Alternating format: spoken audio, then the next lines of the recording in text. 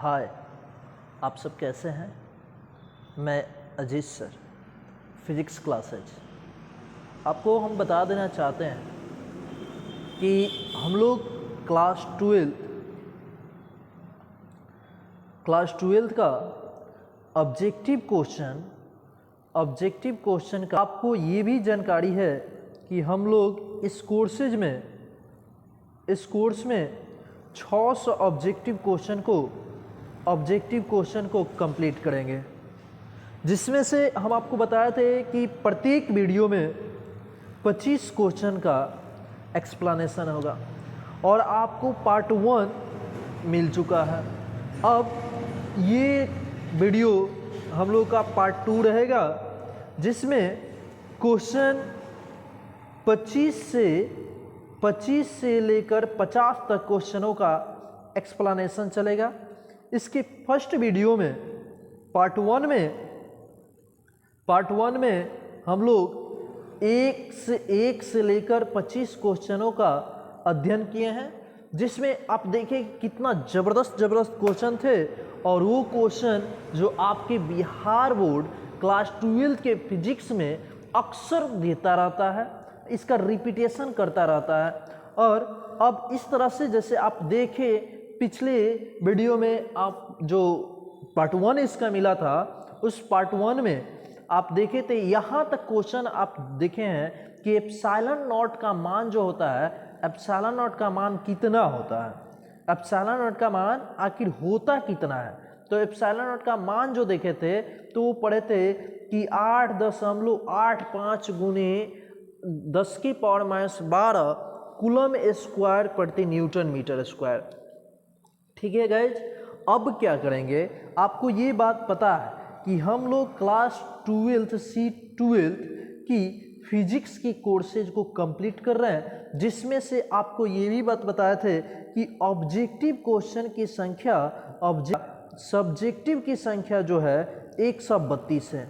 और सब्जेक्टिव का explanation regular classes में चल रहा है, जिसमें अभी तक हम बता दे रहे हैं कि हमारे क्लासेज में लगभग 21 से 22 क्वेश्चनों का एक्सप्लेनेशन हो चुका है ऑफलाइन क्लासेज में। हाँ, और बहुत जल्द ही 132 क्वेश्चनों का एक्सप्लेनेशन ऑनलाइन के माध्यम से कराई जाएगी, जिसमें प्रत्येक वीडियो में अधिक से अधिक मतलब 2 क्वेश्चनों का एक्सप्लेनेशन चलेगा। मात्र 2 क्वेश्चन डेली, एक वीडियो बनेगा जो दो क्वेश्चनों का एक्सप्लेनेशन को कंप्लीट कराएगा आपका। इस तरह से हम लोग 132 क्वेश्चनों को कंप्लीट करेंगे और 600 ऑब्जेक्टिव क्वेश्चन को। इतना ही नहीं, आगे चलेंगे। जैसे जनवरी, अब जनवरी माह आएगा तो उस माह में हम आपको कंप्लीट कराएंगे 20 सेट, केवल फिजिक्स का 20 सेट को लेकर आएंगे। फिजिक्स का 20 सेट को लेकर आना है और उसमें वैसे क्वेश्चन आएंगे जिस तरह से बिहार बोर्ड आपका क्वेश्चन देता है। जैसे 42 क्वेश्चन दे रहे हैं और उस 42 में से आपको 35 अटेम्प्ट करने हैं। ठीक, 35 अटेम्प्ट करने हैं। उस तरह के क्वेश्चन आपको उस तरह से मतलब 20 दिन की लगातार सेट चलेगी। मतलब 1 जनवरी से लेकर आपका 20 जनवरी तक लगातार 20 सेटों का एक्सप्लेनेशन चलेगा। कहने का मतलब ये मेरा ये कि जैसे आप जानते हैं कि बिहार बोर्ड जो है ना, बिहार बोर्ड एक दिन आपका फिजिक्स का पेपर लेगा, लेकिन हमारे क्लास में तैयारी कराने का जो तरीका है, उस तरीके में बिहार बोर्ड केवल एक पेपर लेता है, लेकिन हम विद्यार्थी लोगों को रेडी करके भेजते हैं 20 सेट का, फिजिक्स का 20 सेटों का मॉडल तैयार करके भेजते हैं। और उस तरह से विद्यार्थी मेरे पास टेस्ट देकर जाता है और जाने के बाद वहाँ लास्ट एक, अब आप ही बताइए कि 20 सेट अगर यहाँ पे मार दे रहा है और उसको वहाँ पे मात्र 1 सेट मारने हैं, जिस तरह से बिहार बोर्ड सब्जेक्टिव और ऑब्जेक्टिव को सेटअप बनाता है, सेम उसी तरह से यहाँ पे मेरे क्लास ऑफलाइन क्लासेज में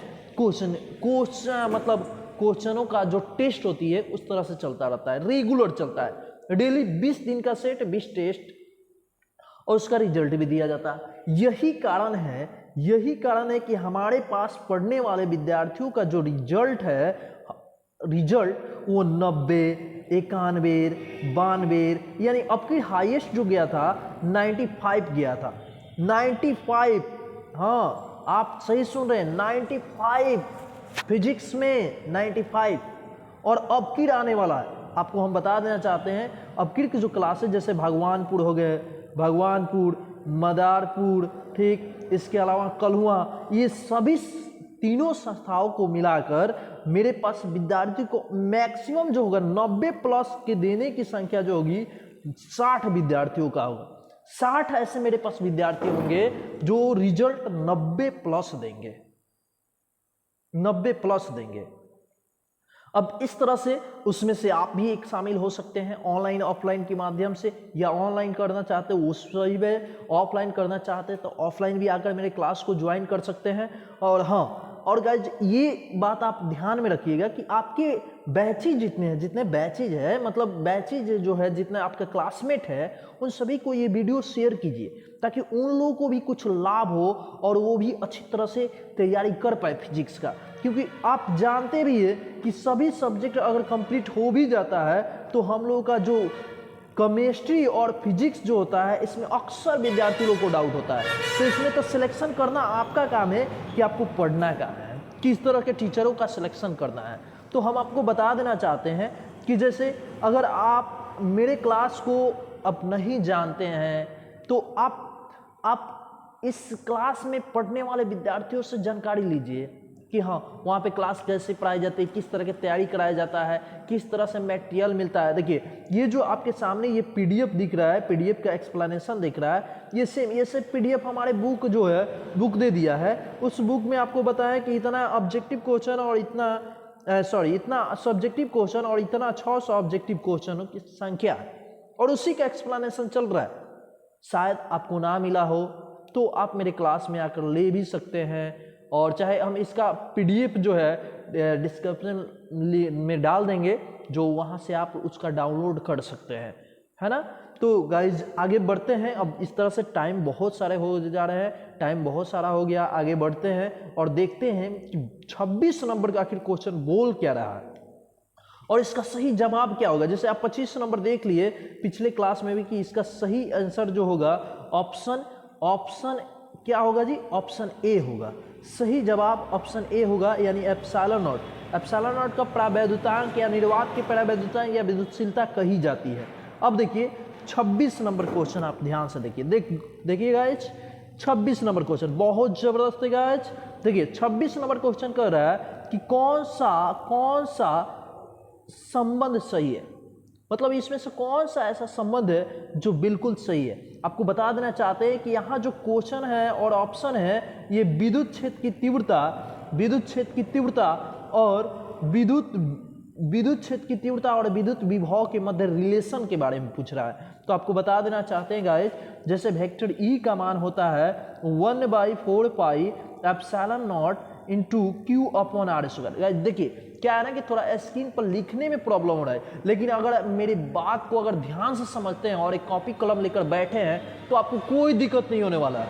बस मेरी बात को ध्यान से आप समझिए। जैसे गाइस क्या है ना कि वेक्टर ई का मान जो होता है,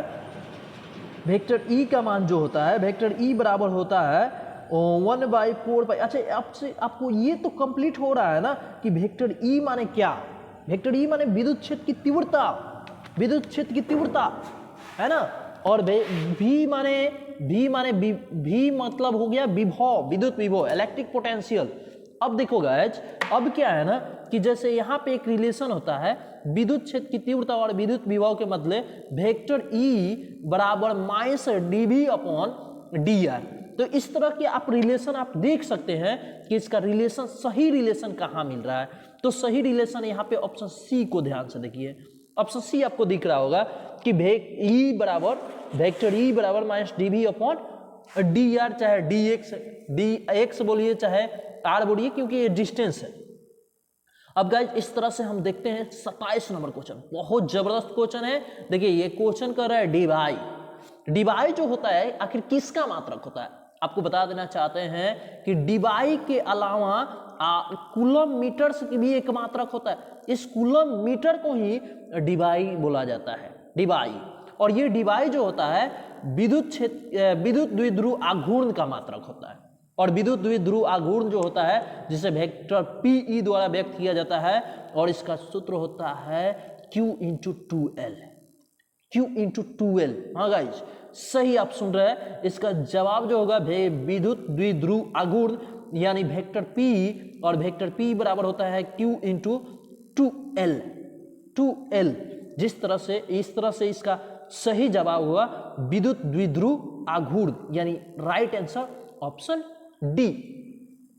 चलो गाइज नेक्स्ट क्वेश्चन पे ध्यान देते हैं। क्वेश्चन नंबर 28 बहुत जबरदस्त क्वेश्चन है। आप देख सकते हैं यहाँ पे जैसे 28 में क्वेश्चन कर क्या रहा है, 28 में कह रहा है, क्वेश्चन ध्यान से पढ़ते हैं।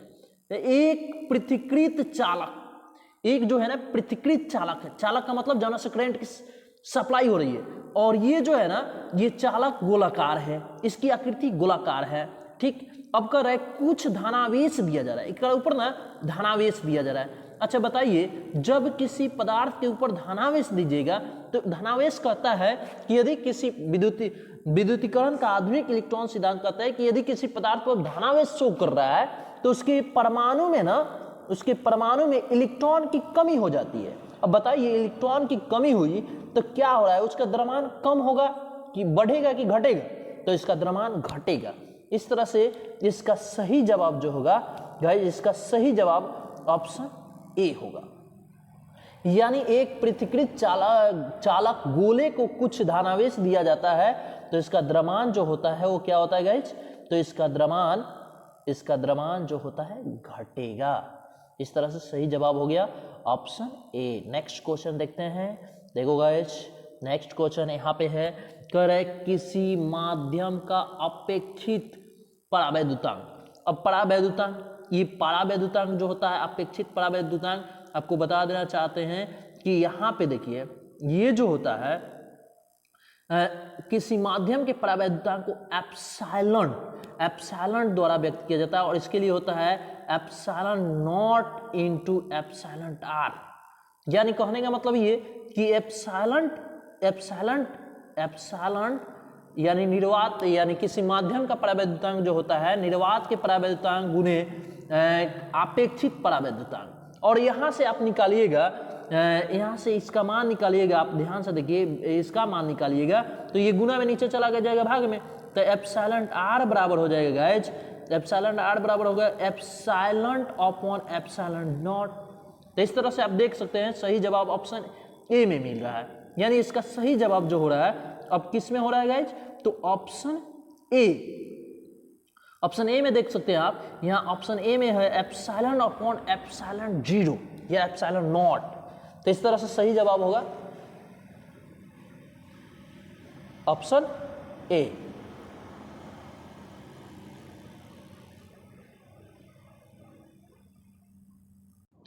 हाँ गाइज, अब क्वेश्चन नंबर थोड़ा ध्यान से देखते हैं 30 नंबर क्वेश्चन है, बहुत इंपॉर्टेंट है, कई बार एग्जाम में पूछा हुआ है। कह रहा है कि पानी का परावैद्युतांक स्थिरांक कितना होता है? पानी का जो वही बोले ना, किसी माध्यम का जो स्थिरांक है, किसी माध्यम का परावैद्युतांक होता है जिसको एप्सिलॉन द्वारा व्यक्त किया जाता है। तो यहाँ पे कह रहा है कि अब पानी का कितना होगा, अगर बताइए कि पानी का परावैद्युतांक कितना होता है, तो इसका सही जवाब होगा ऑप्शन ए। कई बार एग्जामों में पूछा हुआ है तो 80 होता है। पानी का परावैद्युतांक का जो होता है स्थिरांक, उसका मान कितना होता है जी? 80 होता है। अब देखिए बहुत इंपॉर्टेंट सा क्वेश्चन है, देखिए ये यहाँ पे आवेश, कई बार ये आपके एग्जाम में पूछा हुआ है कि आवेश का बीमा होता क्या है। सबसे पहले बात ये जानिए कि आवेश कहते किसे हैं। देखिए आवेश क्या है ना, कि आवेश एक ऊर्जा का रूप होता है, या तो ये एक ऊर्जा के ही रूप होता है। यानी कहने का मतलब ये कि एक ये गुण है, ये किसी वस्तु का ये गुण होता है जो विद्युतीय और चुंबकीय प्रभाव दोनों को व्यक्त करता है। कहने का मतलब ये कि आवेश क्या है ना, कि किसी वस्तु का वह गुण है जो विद्युतीय तथा चुंबकीय दोनों प्रभावों को व्यक्त करता है। और आगे चल के हम लोग एक फॉर्मूला जाने थे कि Q बराबर होता है IT। आप देख सकते हैं धारा के लिए I बराबर होता है, I बराबर यानी I के लिए रिलेशन जो होता है, I माने धारा होता है, विद्युत धारा को व्यक्त करता है I। तो I के लिए रिलेशन होता था I बराबर Q अपॉन T। अब यहाँ से एक रिलेशन निकलिएगा, क्रॉस मल्टीप्लाई कीजिएगा तो Q का मान मिलेगा I इंटू T। अब I इंटू टी मिला, तो I इंटू टी मिलने की वजह से I मतलब I किसका मात्रक, I का मात्रक है जो एम्पियर होता है, एम्पियर हो जाएगा, और टाइमिंग के लिए सेकेंड हो जाएगा। तो इस तरह से अगर बीमा निकालिएगा तो A इन 1 और T इन 1, एक बीमा होगा A इन 1 और T इन 1। तो आप देख रहे हैं यहाँ पे कि आवेश का जो बीमा होगा A इन 1 T इन 1, यानी ऑप्शन ए में है A इन 1 और T इन 1, जिसका सही जवाब हो गया ऑप्शन ए। नेक्स्ट क्वेश्चन को समझते बहुत जबरदस्त है। देखिए आपको हम बता देना चाहते हैं ये क्वेश्चन कितना इंटरेस्टिंग है। ये जब भी पूछेगा तो कोई अक्सर कॉम्पिटेटिव एग्जामों में ये क्वेश्चन आ जाते हैं, और बहुत मतलब ये क्या है ना, बहुत कम लोगों को ये जानकारी होता है कि इसका इस तरह के क्वेश्चन या आवेश के बारे में लोग जान लेते हैं, लेकिन ये तो नहीं होता है कि किसी वस्तु पर अगर आवेश स्थिर है यानी कोई पॉजिटिव है कि निगेटिव है ना। जब किसी वस्तु को रगड़ कराई जाती है किसी पदार्थ पर, तो क्या होता है कि जब दो वस्तुओं को रगड़ करा देते हैं तो एक पर पॉजिटिव और एक पर निगेटिव चला जाता है। तो ये जानकारी नहीं हो पाता है कि किस पर पॉजिटिव गया और किस पे निगेटिव हुआ, इस पे पॉजिटिव हुआ कि इस पे पॉजिटिव हुआ कि इस पे निगेटिव हुआ। तो इसकी जानकारी देने के लिए एक यंत्र है, एक मशीन है, जिसके बारे में हम आपको बता देना चाहते हैं कि वो मशीन का निर्माण करने वाले बेंजामिन फ्रैंकलिन साहब है। हाँ जी, आप सही सुन रहे हैं, बेंजामिन फ्रैंकलिन साहब जो थे, बेंजामिन फ्रैंकलिन साहब जिन्होंने अपने प्रयोग के माध्यम में बताया कि कोई धनावेश क्या होता है, ऋणावेश क्या होता है। मतलब यही बेंजामिन फ्रैंकलिन साहब ही बताए थे कि आवेश जो होता है ना, ये दो तरह के होता है, एक पॉजिटिव होता है और दूसरा क्या होता है जी, हाँ एक पॉजिटिव होता है, एक पॉजिटिव और दूसरा निगेटिव होता है। मतलब आवेश मुख्य रूप से दो तरह के होते हैं। जो 1750 ईस्वी में अमेरिका का जो रहने वाले थे बेंजामिन फ्रैंकलिन साहब, इन्होंने बताए अपने प्रयोग के माध्यम से बताया कि आवेश कितने तरह के जी, दो तरह के, धनावेश और ऋणावेश। और इन्होंने ही सबसे पहले ये बात बता दी है कि किसी पदार्थ पर रगड़ कराने से किस पे धनावेश है और किस पे ऋणावेश है जानकारी आखिर लिया जाए तो कैसे लिया जाए। तो इसके लेने के लिए उन्होंने एक मशीन का निर्माण किया, और वो मशीन क्या है, उस मशीन का नाम है विद्युतदर्शी। ये सही आंसर ऑप्शन बी, जिसको हम लोग कहते हैं इलेक्ट्रोस्कोप, एक इंग्लिश में कहते हैं इलेक्ट्रोस्कोप, इलेक्ट्रोस्कोप। और इलेक्ट्रोस्कोप की सहायता से किसी पदार्थ पर धनावेश की ऋणावेश से इसकी जानकारी ली जाती है।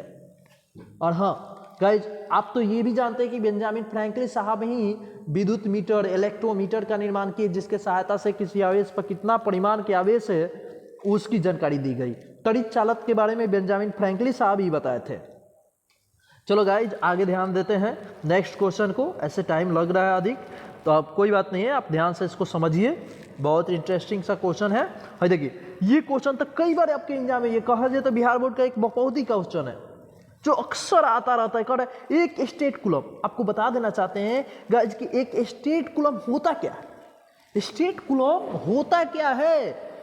सबसे पहली बात ये जानिए कि जैसे यहाँ पे क्या है ना कि आवेश का मात्रक होता है ई एस यू, आएगा होता है ई एम यू, ये मात्रक होता है। ये दो गो एक नया स्पेशल आपके लिए एक नया इंफॉर्मेशन मिल रहा है, न्यू इंफॉर्मेशन मिल रही है आवेश के बारे में। ई एस यू मात्रक एक कहते हैं विद्युत चुंबकीय इकाई, एक कहते हैं स्थिर विद्युत इकाई।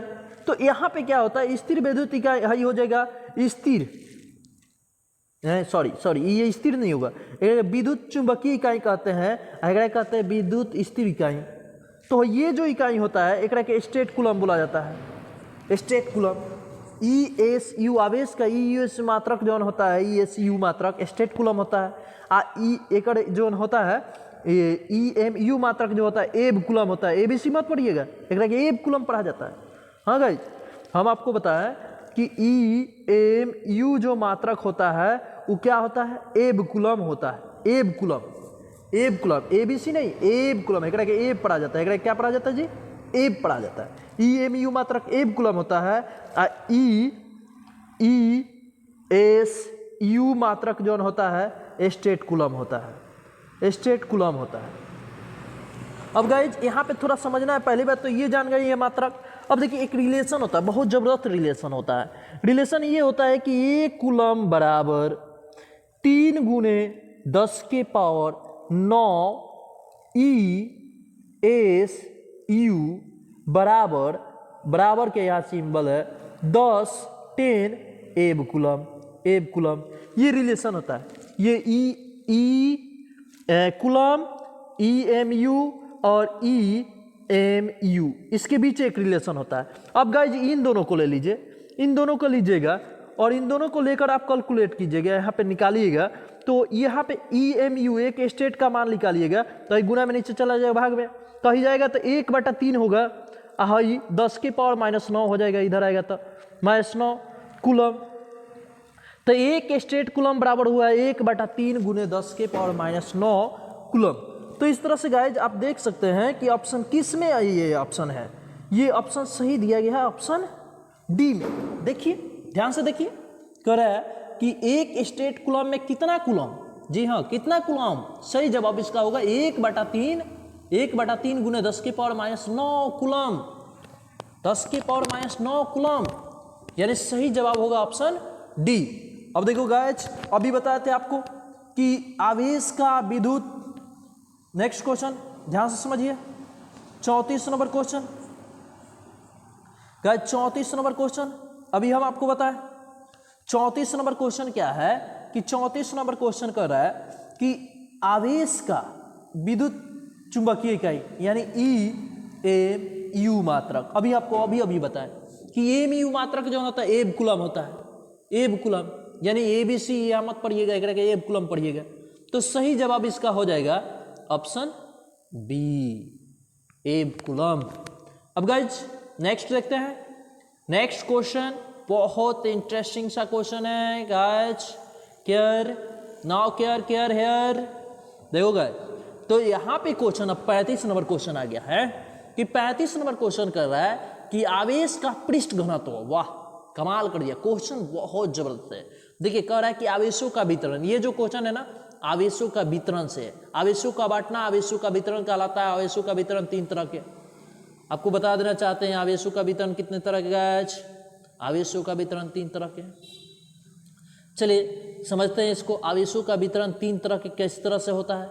आवेश यहाँ पे चार्ज दे देते हैं, आवेश का बांटना ही आवेशों का वितरण कहलाता है, आवेशों को बांटना ही आवेशों का वितरण कहलाता है। और आवेशों का वितरण 3 तरह के, देखिए नंबर 1 रेखीय आवेश घनत्व, रेखीय आवेश घनत्व, नंबर 2 क्षेत्रफलीय आवेश घनत्व, नंबर 3 आयतनीय आवेश घनत्व। गाइस ध्यान से सुनो, एक हो गया रेखीय आवेश घनत्व, दूसरा हो गया क्षेत्रफलीय आवेश घनत्व, तीसरा आयतनीय आवेश घनत्व। और रेखीय आवेश घनत्व को लैम्ब्डा से व्यक्त किया जाता है, क्षेत्रफलीय को सिग्मा से और आयतनीय को रो द्वारा व्यक्त किया जाता है। इस तरह से गाइज अब आप देख सकते हैं कि क्षेत्रफलीय लैम्ब्डा यानी क्षेत्रफलीय कह रहा है, क्षेत्रफलीय या पृष्ठीय आवेश घनत्व जिसको व्यक्त किया जाता है किसमें से जी, सिग्मा से। और सिग्मा बराबर गाइज होता है Q/A, मतलब कुल आवेश बटा कुल क्षेत्रफल। आप देख सकते हैं यहाँ पे, देखिए ध्यान से देखिए, ध्यान से देखिएगा तो आपको सही जवाब मिलेगा गाइज, कुल आवेश अपॉन कुल क्षेत्रफल, यानी ऑप्शन बी हुआ ना गाइज। नेक्स्ट मजेदार था क्वेश्चन, बहुत जबरदस्त था क्वेश्चन, झकास था, जिसका सही जवाब हो गया ऑप्शन बी। नेक्स्ट समझते हैं क्वेश्चन गाइज, और बस कुछ क्वेश्चन रह गए हैं। देखिए गाइज मात्र और 15 क्वेश्चन रह गया है, समय ना लेते हुए, अधिक समय ना लेते हुए इसको समझा जाए। देखो गाइज ध्यान समझो, ये गॉस प्रमेय से रिलेटेड क्वेश्चन है, कह रहा है तो गॉस प्रमेय में पहले फाई को समझते हैं। देखिए यहाँ पे विद्युत फ्लक्स कर रहा है, यदि किसी स्थान पर विद्युत क्षेत्र की तीव्रता उस स्थान के क्षेत्रफल से गुजरे तो विद्युत फ्लक्स का मान क्या होगा। आपको बता देना चाहते हैं कि गाइस एगो समरूप ले लो, समरूप पृष्ठ ले लो, और इस पृष्ठ से लगातार विद्युतीय बल रेखाएं गुजर रही है। अब इससे इस पृष्ठ से कितनी विद्युतीय बल रेखाएं गुजर रही है, एकड़े के माप लिया जाए, 2 गो जा रहा है कि 3 गो जा रहा है कि 5 गो जा रहा है कि 10 गो जा रहा है, इसकी संख्या को काउंटिंग कर लेना ही क्या कहलाता है, विद्युत फ्लक्स कहलाता है। और आपको बता देना चाहते हैं गाइस, विद्युत फ्लक्स जो होता है इससे होकर जाने वाले विद्युतीय बल रेखाएं की माप करता है, और ये जिसे फाई ई द्वारा व्यक्त किया जाता है, और फाई ई द्वारा होता है guys vector e dot d vector d a, यानी vector e dot vector d a, यानी यहाँ पे सही जवाब देख सकते हैं डॉट होता है गाइज। यहाँ पे देखिए वेक्टर ना दिया तो इसका मतलब ये ना समझे कि है ही नहीं। सही जवाब option b guys, phi e बराबर vector d a dot vector e dot, sorry guys, phi e बराबर vector e dot vector d a. Next question देखिएगा आज गॉस प्रमेय, आगे गॉस प्रमेय। देखिए गॉस प्रमेय एक बहुत जबरदस्त क्वेश्चन है। गॉस प्रमेय का व्यंजक पूछ रहा है, और सबसे पहले यहाँ पे जान लेते हैं गॉस प्रमेय होता क्या है। गाइज आपको बता देना चाहते हैं 1834 ईस्वी में, 1834 ईस्वी में जर्मनी के एक वैज्ञानिक है, भौतिक शास्त्री, जिनका नाम है Karl Frederick Gauss. Karl Frederick Gauss, इन्हें गणित की राजकुमार के नाम से जाना जाता है। कार्ल फ्रेडरिक गॉस को गणित के राजकुमार के नाम से जाना जाता है। इन्होंने सबसे पहले एक रिलेशन निकाले, वो रिलेशन था विद्युत फ्लक्स और क्या जी, और गाइस विद्युत फ्लक्स और आवेश, और दूसरा आवेश, इन दोनों के बीच रिलेशन निकाले। ये रिलेशन ये दे रहे हैं, रिलेशन देने के लिए एक प्रमेय दिए जिसे गॉस प्रमेय के नाम से जाना जाता है। इनके अनुसार बताई जाती है कि ये एक बंद पृष्ठ होता है और इस बंद पृष्ठ के ऊपर आवेश दे दिया जाता है। तो ये बंद पृष्ठ के ऊपर जब आवेश दी जाती है तो इससे होकर गुजरने वाली, ये बंद पृष्ठ से होकर जाने वाली विद्युत फ्लक्स यानी फाई का मान जो होता है ये पर दी हुई आवेश का एप्सिलॉन नॉट गुना के बराबर होता है। ये होता है फाइनल व्यंजक, ये होता है गाइज। यानी फाइनल व्यंजक होता क्या है आप देख सकते हैं, फाइनल व्यंजक होता है गॉस प्रमेय का फाई ई बराबर क्यू अपॉन एप्सिलॉन नॉट। आप देख रहे हैं यहाँ पे, ध्यान से समझिएगा गाइज। यहाँ पे क्वेश्चन आप देखिए, क्वेश्चन नंबर आपका 37 का एक्सप्लेनेशन चल रहा है गाइज। तो 37 का आपका सही जवाब मिल गया, फाई ई बराबर क्यू अपॉन एप्सिलॉन नॉट। जो जवाब कहाँ है तो आप देखिए ऑप्शन ए को ध्यान से देखिएगा, ऑप्शन ए में आप देख सके हैं इसका सही जवाब यहाँ पे है ऑप्शन ए। जो अब ध्यान देते हैं क्वेश्चन नंबर 38 पे, चलिए 38 देखो गाइज। क्वेश्चन नंबर 38 थोड़ा समझना, मैथमेटिकल टर्म है हाँ, और गॉस प्रमेय का ही है, सेकंड चैप्टर। कह रहा है आभीष्ट खोखले गोलीय चालक। देखिए एक क्या है ना आभीष्ट, अब कितना लोगों को आभीष्ट का मतलब नहीं समझ में आएगा। आभीष्ट का मतलब होता है ना कि इसके ऊपर आवेश दिया गया, और खोखला गोलीय चालक है, खोखला है, एकदम खोखला है, इसके अंदर कुछ ना है। खोखला गोलीय चालक के अंदर विद्युत क्षेत्र की तीव्रता का मान कितना होता है। देखिए कह रहा है ना खोखले गोलीय चालक के अंदर, हाँ जी आप ध्यान से समझिए, अंदर की बात कर रहा है, और अंदर का मान जो निकालिएगा तो इसका मान क्या होगा, खोखले गोले चालक के अंदर मान कितना होगा, ध्यान समझिए। अब देखो गाइज यहाँ पे समझने वाली बात यह है कि आभीष्ट खोखले गोलीय चालक के अंदर जो होता है विद्युत क्षेत्र की तीव्रता का मान क्या होगा। आभीष्ट खोखले गोलीय चालक के अंदर विद्युत क्षेत्र की तीव्रता का मान क्या होगा, तो इसका सही जवाब ये होगा, क्योंकि खोखले गोले कह रहा है आभीष्ट खोखले गोले। अब यहाँ पे आभीष्ट का मतलब ये कि दूगो परत, एक ऊपर धनावेश दे दिया गया है। अब एक अंदर जब ये निकाला जाता है एक व्यंजक, तो एक व्यंजक होता है सिग्मा अपॉन एप्सिलॉन नॉट। यहाँ पे देखिए ये सिग्मा है गाइस, और हाँ आप समझ रहे हैं कि बिल्कुल अंदर की बात कर रहा है, सेंटर की ओर नहीं। आभीष्ट खोखले गोले के अंदर अब एक जो दूगो परत है खोखला होने की वजह से, इसके ऊपर की बात की जा रही है, तो सिग्मा अपॉन एप्सिलॉन नॉट इसका सही जवाब होगा। अब इसी तरह से देख सकते हैं आप क्वेश्चन नंबर 39, देखिए 39, क्वेश्चन नंबर 39 कह रहा है कि यहाँ पे जो क्वेश्चन दिया गया है, कह रहा है एक बंद पृष्ठ है, ठीक है, एक बंद पृष्ठ के अंदर एक विद्युत द्विध्रुव स्थिर है, इसमें विद्युत द्विध्रुव स्थिर बा, एगो हो जाए ठीक बा। अब कह रहा है कि बंद पृष्ठ से निर्गत कुल विद्युत फ्लक्स, अब ये बंद पृष्ठ से होकर कितना विद्युत फ्लक्स का मान जाएगा, उसका मान ज्ञात करें। तो विद्युत फ्लक्स का मान क्या होगा जी? विद्युत फ्लक्स का मान 0 होगा। कैसे? देखिए, फाई ई बराबर होता है vector A into D A, ये होता है, आप जानते हैं। अब कह रहा है कि ये तो पूरा निर्भर करता है किस पे? किस पे? ये पूरा निर्भर करता है आपका पूरा आवेश पे। अगर अंदर आवेश ही ना रहे तो इसका मान क्या होगा? 0 होगा। हाँ जी, इसका मान क्या होगा? कह रहा है कि एक बंद पृष्ठ के अंदर किसी विद्युत द्विध्रुव स्थिर है, बंद पृष्ठ के निर्गत। अब बताइए तो उसे होकर बंद पृष्ठ के अंदर क्या होगा? कुल विद्युत फ्लक्स का मान क्या होगा? 0 होगा।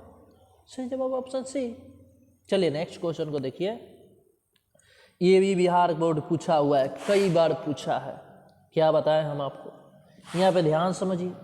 कह रहा है वाई, जैसे आप जानते हैं फाई ई कॉस पर में क्यू अपॉन एप्सिलॉन नॉट। अब कह रहा है कि जो एकांक है ना, ये एकांक हो जा रहा है, आवेश ऊपर 1 हो जाता, तो 1/एप्सिलॉन नॉट, यानी आप देख सकते हैं 1/एप्सिलॉन नॉट, ऑप्शन बी। ध्यान से समझिए, देखिए ऑप्शन बी, अब देखिए यहाँ पे देख सकते हैं आप ऑप्शन बी का मान देखिए। ऑप्शन बी क्या हो गया? 1/एप्सिलॉन नॉट, यानी कहने का मतलब फाई गॉस पर में और फाई इक्वल क्यू अपन क्या होता है? एप्सिलॉन नॉट होता है ना। तो इस तरह से ऑप्शन बी। चलिए नेक्स्ट क्वेश्चन को समझिए, बहुत आसान क्वेश्चन है और अच्छा सा क्वेश्चन है। देखिए अच्छा क्वेश्चन है, बहुत अच्छा क्वेश्चन है। गाइस यहाँ पे देखो, कह रहे एक आवेश चालक के सतह के किसी बिंदु विद्युत क्षेत्र की तीव्रता जो होती है ना, सतह के एकदम लंबवत होता है, एकदम लंबवत होता है गाइस। जो विद्युत क्षेत्र की तीव्रता निकाली जाती है वो क्या होता है? सतह के लंबवत, यानी इसका सही जवाब ऑप्शन बी। चलिए गाइस आगे बढ़ते हैं, बहुत मजेदार क्वेश्चन है। चलो गाइस क्वेश्चन नंबर देखो 42। कह रहा है द्रव की एक बूंद को आविष्कृत किया जा रहा है, एक बूंद है और एक ऊपर ना आवेश दिया जा रहा है। अब जैसे आवेश दिया जा रहा है तो एक सिकुड़ने की प्रवृत्ति क्या होगी? घटेगी या बढ़ेगी? एक सिकुड़ने की प्रवृत्ति घटेगी। अब आवेश देखिएगा तो सिकुड़ेगा जल्दी नहीं, लेकिन वही आवेश ना रहे तो धीरे धीरे धीरे धीरे धीरे सिकुड़ जाएगा। एक ऊपर चार्जिंग दे दीजिएगा तो वो क्या नहीं होगा? सिकुड़ेगा नहीं, होकर सिकुड़ने की प्रवृत्ति घट जाएगी। जो सिकुड़ने की प्रवृत्ति थी वो क्या हो जाएगी? घट जाएगी। चलिएगा आगे बढ़ते हैं। अब देखिएगा क्वेश्चन नंबर 43 कह रहा है विद्युत क्षेत्र की तीव्रता का मान जो है 0 है, विभव का दूरी के साथ विचलन होगा। वेक्टर वाले वेक्टर एगो विद्युत क्षेत्र की तीव्रता है, ये 0 है। आवेले क्षेत्र में विभव का दूरी के साथ विचलन क्या होगा? ये बिल्कुल वेक्टर ई का जो मान होगा ना, ये निर्भर ना करेगा कहना पर, भी का मान आर पर निर्भर नहीं करेगा। बात समझ रहे हैं? इसका सही जवाब होगा, क्योंकि वेक्टर ई का मान क्या हो गया? 0 हो गया। अब गाइस नेक्स्ट क्वेश्चन को थोड़ा अच्छी तरह समझते हैं। देखिए क्वेश्चन नंबर आप देख सकते हैं नंबर 44 को थोड़ा समझते हैं। क्वेश्चन नंबर 44 कर रहा है यदि, हाँ जी, यदि किसी खोखले गोलीय चालक को धनावेश दिया जा रहा है, खोखले गोलीय चालक को धनावेश, ठीक है, खोखले गोलीय चालक है। अब ये खोखले गोलीय चालक के अंदर एक के आवेशित किया जा रहा है, खोखले गोलीय चालक को आवेशित किया जा रहा है। अब जैसे खोखले गोलीय चालक को आवेशित किया जाएगा तो आवेशित करने की वजह से खोखले गोलीय चालक को आवेशित कर दिया जा रहा है। अब इसको जैसे आवेशित किया जा रहा है, खोखले गोलीय चालक को धनावेश किया जा रहा है, तो उसके भीतर विभव का मान कह रहा है कि 0 होगा। ऑप्शन ए जी। ऑप्शन बी कह रहा है धनात्मक और समरूप होगा, इसके अंदर पूरा फैल जाएगा, धनात्मक और समरूप रूप से पूरा फैल जाएगा चारों ओर, यानी सही जवाब क्या होगा? Option B. चलिए नेक्स्ट क्वेश्चन को समझिएगा। क्वेश्चन नंबर आप देख सकते हैं 45। देखिए बहुत सिंपल सा क्वेश्चन है और ये मैथमेटिकल टर्म से रिलेटेड है। कह रहा है आवेश की एक समतल चादर, आवेश की एक समतल चादर हो गया ऐसे, समीप दूरी पर विद्युत क्षेत्र की तीव्रता, एक निकट में कहीं निकालिएगा, विद्युत क्षेत्र की तीव्रता जैसे निकालने जाइएगा तो आधा इस साइड आधा इस साइड, 50% इधर भी निकलेगा और इधर भी निकलेगा, दोनों साइड निकलने की वजह से इसका सही जवाब जो होता है ऑप्शन ए हो जाता है। ये रेगुलर क्लासेज में इसको कंप्लीट कराया गया है। ठीक है गाइस, आगे बढ़ते हैं। चलिए अब क्वेश्चन को ध्यान समझिएगा।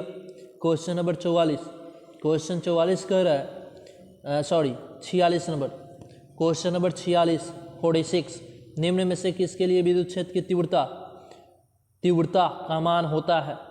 किसका मान? एक बिंदु आवेश के लिए, एक विद्युत द्विध्रुव के लिए, एक आवेश समतल चादर के लिए, अनंत लंबाई के लिए, किसके लिए गाइस होता है? इसका सही जवाब बताइएगा। इसका सही जवाब आवेश का अनंत आकार की समतल चादर के लिए होता है। ठीक है, तो गाइस इसका हो जाएगा, सही जवाब होगा ऑप्शन सी, आवेश की अनंत आकार की समतल चादर के लिए। चलिए गाइस आगे समझते हैं क्वेश्चन नंबर, यहाँ क्वेश्चन थोड़ा पढ़िए। क्वेश्चन 47, क्वेश्चन इतना सेंटीमीटर, आर का मान दे दिया है गाइस, आर का मान यहाँ पे दिया हुआ है। आर का मान ध्यान से देखिएगा, तो आर का मान दे दिया है 10 सेंटीमीटर। एक मीटर में कन्वर्ट कर लीजिए। आगे पढ़ते हैं। कह रहे गोले के आवेश की तलीय तीव्रता। अब देखो गाइस, यहाँ पे मात्रक देखोगे, ध्यान से देखो मात्रक को, 6 म्यू न्यूटन प्रति मीटर स्क्वायर है। यहाँ कह रहा है तीव्रता। ठीक है, यहाँ तीव्रता कह रहा है, तो तीव्रता के लिए होता है मात्रक न्यूटन प्रति कूलम। अगर कूप देगा तो म्यू न्यूटन प्रति कूलम देता, तो यहाँ पे ये गलत दिया है। गलत देने की वजह से ये क्वेश्चन जो है ना, क्वेश्चन गलत है। तो गाइज आगे ध्यान देते हैं। गाइज यहाँ पे देखिए क्वेश्चन नंबर 48, हाँ जी 48, यहाँ पे आर का मान निकालिए। आर का मान 10 सेंटीमीटर, बहुत सिंपल सा ये क्वेश्चन है। 10 सेंटीमीटर एक मीटर में चेंज कीजिएगा तो 10 बटा नीचे 100 हो जाएगा, तो कटेगा तो 1 0 से 1 0 गया, 1/10। आर का मान 1/10 हो गया। अब कह रहा है कि आवेश का मान दिया हुआ है, यहाँ पे क्यू का मान दिया है 1 माइक्रो कूलम, तो क्या हो जाएगा गाइज, 1 × 10⁻⁶ होगा, कूलम होगा ना। अब कह रहा है अधिकतम विद्युत क्षेत्र की तीव्रता क्या होगी, तो क्यू का मान और आर का मान निकल गया। तो गाइज निकाल लो वेक्टर ई, वेक्टर ई बराबर होगा 1/4 पाई, तो अगर लिख दो 9 × 10⁻⁹। यहाँ पे देखो भाई क्यू का मान दिया है 1 × 10⁻⁶, और बटे में हो जाएगा r², 1/10 के होल स्क्वायर। तो गाइज यहाँ पे कैलकुलेट करोगे, तो यहाँ पे आप जैसे कैलकुलेट करोगे तो वेक्टर ई का मान आया था, यहाँ पे देख सकते हैं वेक्टर ई बराबर हुआ था 9 × 10⁹ गुने क्यू का मान होगा गाइज 1 × 10⁻⁶, अब बटे में 1/10 के होल स्क्वायर। तो गाइज यहाँ पे देखो ये पलट के जाएगा तो ये 4 गो हो जाएगा, और 4 गो होगा तो 4 ये 9 है, तो 4 और 9 कितना हो जाएगा गाइज, 4 9 13, 13 में से 6 घटेगा तो गाइज कितना आएगा, 13 में से 6 घटा दो गाइज, तो 13 में से जैसे ही यहाँ पे निकाल रहे हो तो यानी गाइज यहाँ पे हुआ ये कि इसका मान यानी वेक्टर ई बराबर हो गया 9 × 10⁹ क्यू अपन r² होता है, तो क्यू का मान हो जाएगा आपका 1 × 10⁻⁶, अब बटे में हो जाएगा गाइज, तो यहाँ पे बटा में हो जाएगा। देखिए गाइज आपको हम बता देना चाहिए, इसको बनाइए। क्यू आर का मान दे दिया 1/10 मीटर, क्यों, क्योंकि इसका सेंटीमीटर मीटर में कन्वर्ट कीजिए, 1/10 आएगा।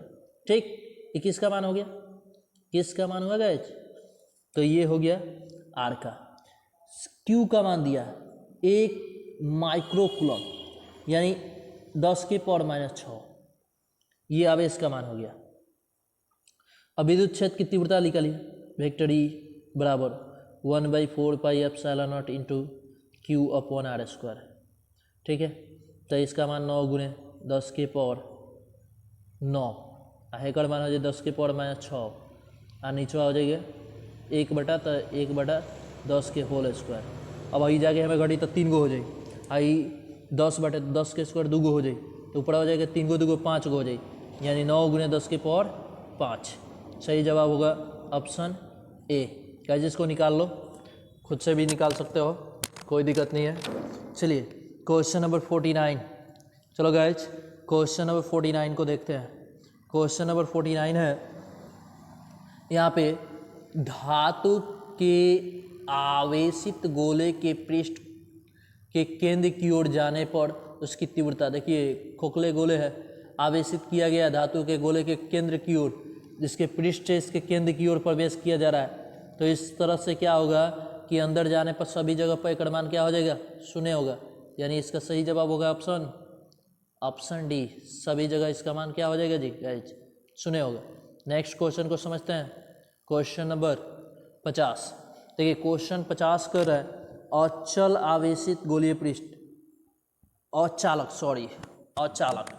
अचालक माने जिससे करंट की सप्लाई नहीं हो रही है, और उस गोला है, आवेशित गोला है, पर आवेश दे दिया गया है, करंट सप्लाई नहीं होता है, फिर भी आवेश दिया है, केंद्र की ओर जाने पर इसका मान क्या होगा। देखिए ये क्या होगा, एक केंद्र से एक रेडियस से कोनो मतलब ही ना होगा, आर दूरी से स्वतंत्र होता है, बिल्कुल इसका मान जो होगा राइट आंसर ऑप्शन ए।